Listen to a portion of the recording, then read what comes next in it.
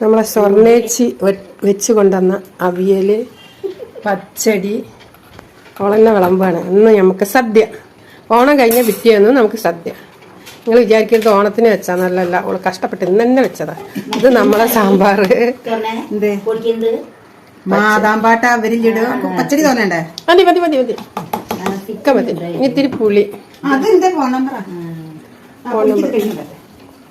ഇത് നമ്മൾ സാമ്പാർ. ഇത് ഞാൻ വെച്ച സാമ്പാർ.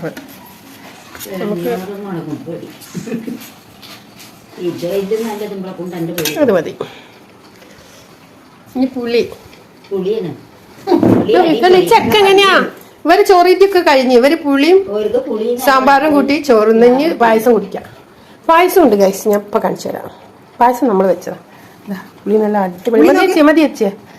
ഈ അധികം മധുരം ഇടൂല, എനക്കൊണ്ട് ഇഷ്ടം.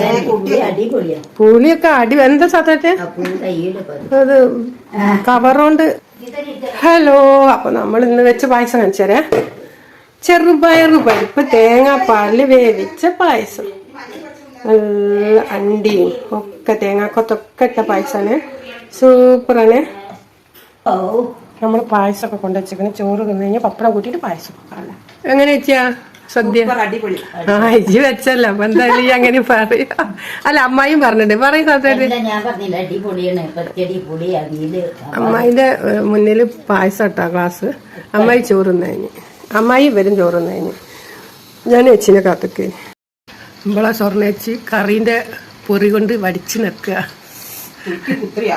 അങ്ങനെ പറയുന്നത് ഇജി വെച്ച പുളി വാരി കൂട്ടിയിട്ടാണത്. ആവശ്യത്തിന് തിന്ന്. എന്നിട്ട് പച്ചപ്പറകൾ തോന്നിട്ടുണ്ടാവും.